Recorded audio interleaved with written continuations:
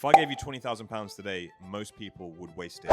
Here's exactly how I would turn that £20,000 into £100,000 using the stock market. Before I invest a penny of my money into the stock market, I'm going to allocate 80% of my capital into blue chip stocks. So that's a total of £16,000 that I'll be putting into blue chip stocks. So for anyone who doesn't know, blue chip stocks are tried and tested household names that are big companies.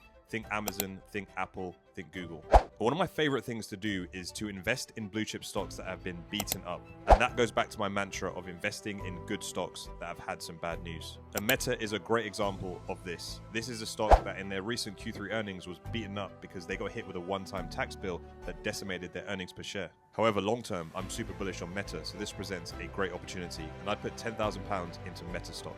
Just a side note, I did actually invest £10,000 into Meta a few days ago. So now I'm left with £6,000 to invest in other blue chip stocks. I'd put £3,000 into Nvidia because they are an AI powerhouse and the world cannot get enough of their chips. And then I'd invest £3,000 into Amazon because they've recently announced a big deal with OpenAI, which is worth multi-billions of dollars.